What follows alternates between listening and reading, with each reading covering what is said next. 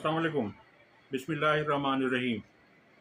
Rabbi इश्रह ली सदरी व यस्सिर ली अमरी वहलुल उक़दतम मिन लिसानी यफ़क़हू क़ौली।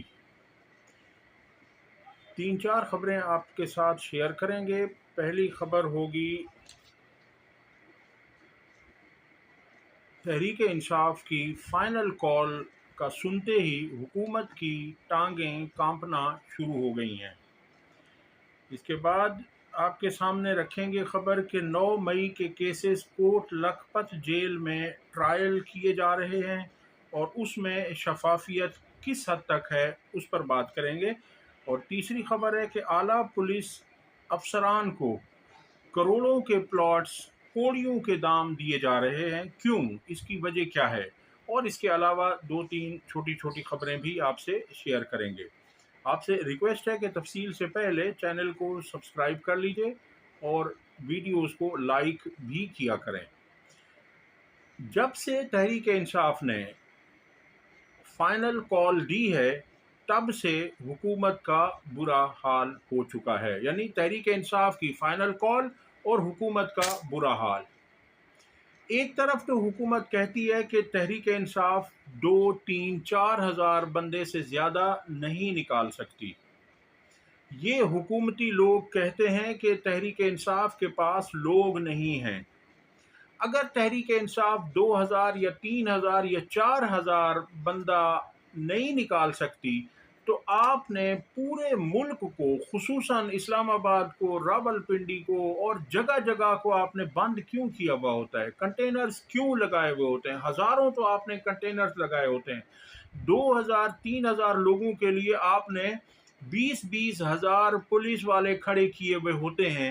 आपको शर्म आनी चाहिए। फिर आप इतना झूठ बोलें जो किसी को हजम हो सके। आप इतना झूठ बोलते हैं कि आपको ना तो शर्म आती है ना आपको हया आती है।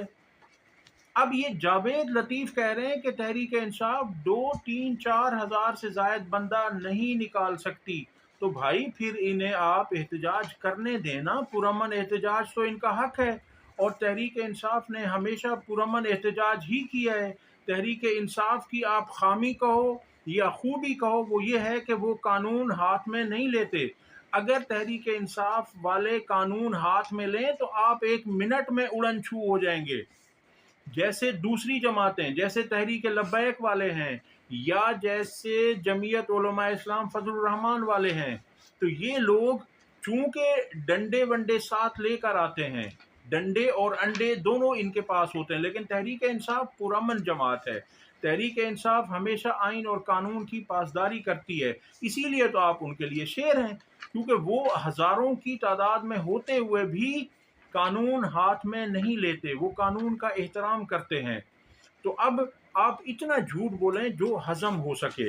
जावेद लतीफ़ ने रात एक टीवी प्रोग्राम में बात करते हुए कहा कि उन्होंने इदारों पर इल्ज़ामात लगाए। उन्होंने कहा कि सहूलतकारी इन्हें इदारे फराहम कर रहे हैं इमरान खान को। देखिए, इनको शर्म भी नहीं आती। बार बार मैं ये कह रहा हूँ, बेशर्म लोग हैं ये। झूठ इस रवानी और फरावानी से बोलते हैं कि सुनने वाला भी हैरान और परेशान हो जाता है। वो कह रहे हैं कि हमें बर्बाद किया, ज़ख्मी किया। ये जावेद लतीफ़ कह रहे हैं, नून लीग वाले। उसका जिक्र मीडिया पर ना आने दिया।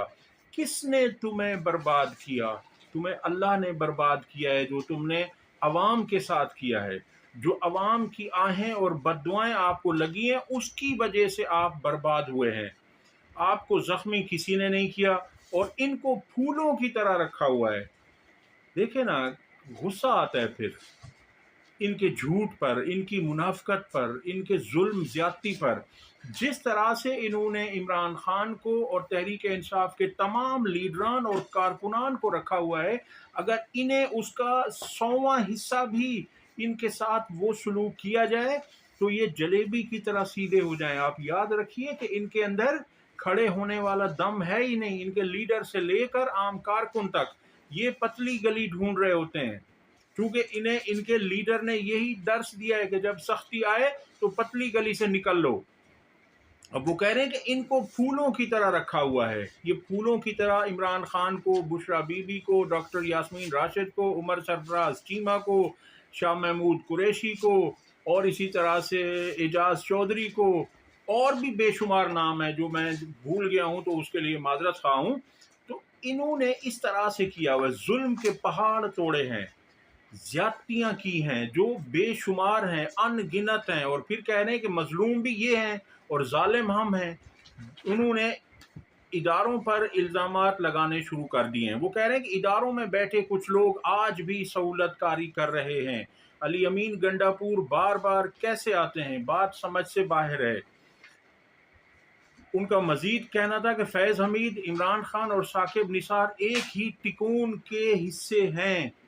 اگر فیض حمید ایک ہی تکون کا حصہ تھا تو انہوں نے نون لیگ کو بار بار آفرز کیوں کی کہ صوبائی حکومت اتنے مہینے کے بعد آپ کے حوالے کر دی جائے گی، کیونکہ فیض حمید اور جنرل باجوہ ایک ساتھ تھے اور یہ دونوں کہا کرتے تھے انہیں کہ آپ پہلے صوبائی حکومت لے لیں پھر آپ کو وفاقی حکومت بھی دی جائے گی۔ اگر وہ عمران خان کا سہولت کار ہوتا، عمران خان کے ساتھ ایک پیج پر ہوتا تو انہیں وہ اتنی سہولتیں کیوں فراہم کرتا؟ فیض حمید پہلے خود سہولت کار تھے اور بعد میں ان کے زیر اثر لوگ سہولت کاری کرتے رہے۔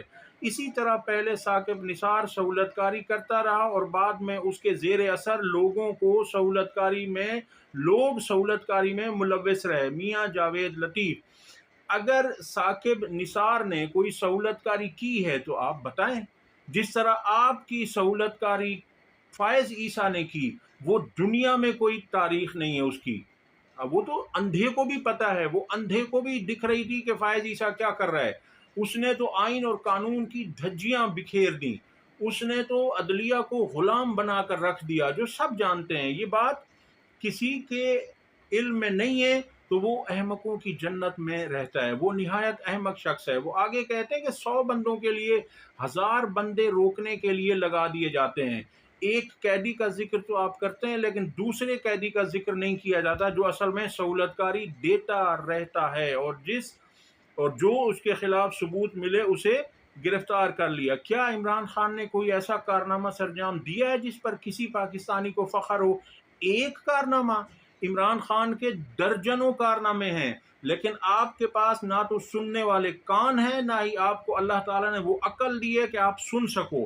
آپ کو نہیں پتا، آپ اتنے بھولے ہیں کہ عمران خان نے کون کون سے کارنامے انجام دیے ہیں۔ آپ کو نہیں پتا ورلڈ کپ کس نے دیا، نمل یونیورسٹی کس نے دی، شوکت خانم کس نے دیے، اور اسی طرح سے احساس پروگرام کس نے دیا، صحت کارڈ کس نے دیا، یہ کروڑوں درخت کس نے لگائے، بے شمار وہ لنگر خانے کس کے تھے۔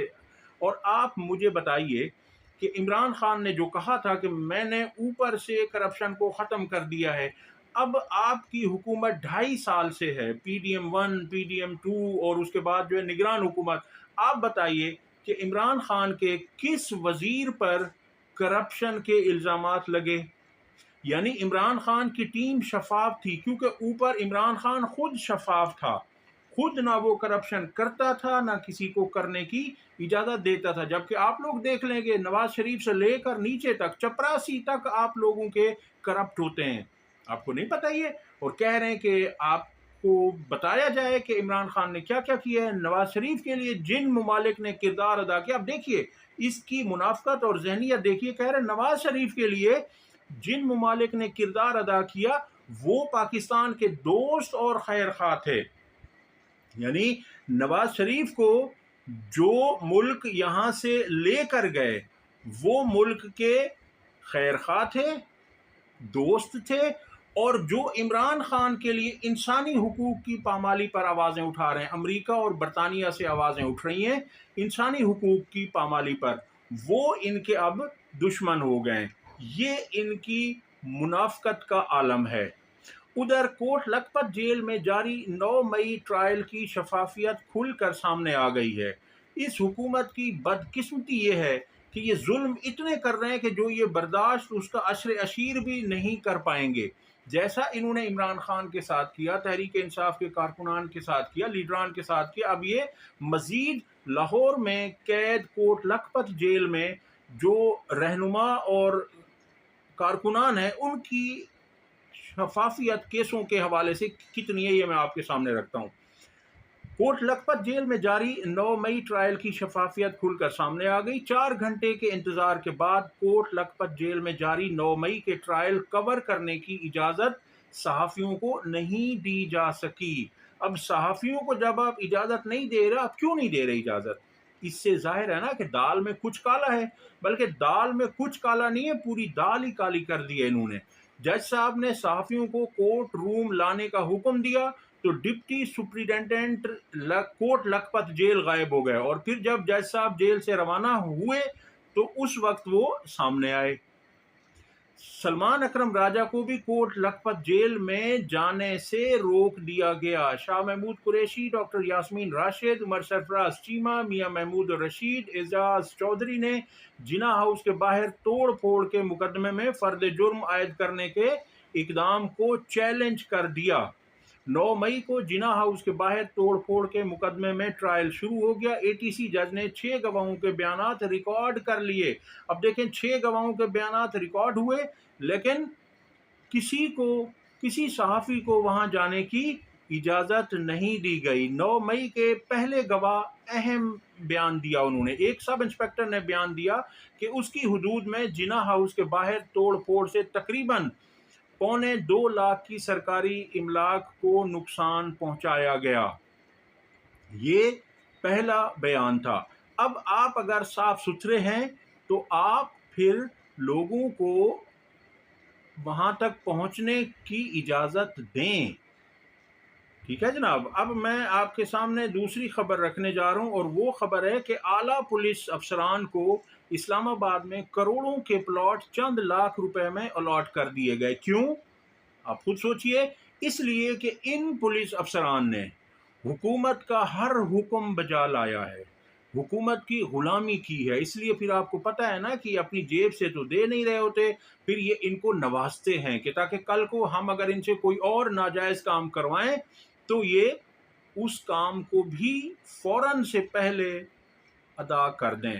اسلام آباد کے پوش E11 سیکٹر میں سینئر بیوروکریٹس بشمول اعلیٰ پولیس افسران کو 2 دہائی پرانی قیمت پر، یعنی 20 سال پرانی قیمت پر پلاٹس الاٹ کیے گئے، جو موجودہ مارکیٹ ریٹ کا صرف 1.5% بنتا ہے۔ یعنی 1.5% آپ دیں اور پلاٹ مہنگے ترین کروڑوں کے آپ اٹھا لیں۔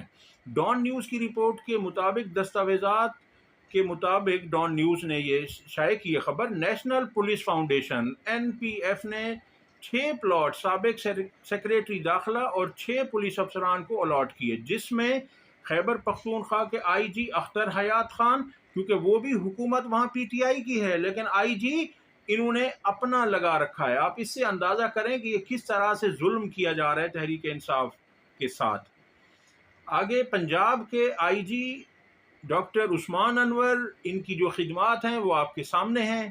پنجاب کے IG عثمان انور اور دیگر سینئر افسران شامل ہیں۔ ہر پلاٹ کی قیمت 1.57 ملین روپے مقرر کی گئی، جبکہ موجودہ یعنی 15 لاکھ روپے ہر پلاٹ کی قیمت ہے، جبکہ موجودہ مارکیٹ ویلیو ایک کنال پلاٹ کے لیے تقریباً 100 ملین روپے ہے۔ اسی طرح NPF نے ایک پلاٹ CCPO لاہور بلال صدیق کمیانہ کو بھی سیکٹر O9 میں صرف 5 لاکھ روپے میں الاٹ کیا۔ اندازہ کیجئے آپ، یہ بلال صدیق کمیانہ وہ ہے جس نے عمران خان صاحب کو گرفتار کیا تھا۔ عمران خان صاحب کے گھر کو توڑا گیا تھا، دروازوں کو توڑا گیا تھا، اور اس کے بدلے میں اسے یہ صلہ دیا گیا، حالانکہ اس کی مارکیٹ ویلیو تقریباً 30 ملین روپے تھی۔ یعنی یہ 3 کروڑ روپے کا پلاٹ صرف 5 لاکھ روپے میں دیا گیا ہے۔ NPF کے منیجنگ ڈائریکٹر صابر احمد نے اس فیصلے کا دفاع کرتے ہوئے کہا کہ یہ الاٹمنٹ فاؤنڈیشن کی پالیسی کے مطابق کی گئی ہے۔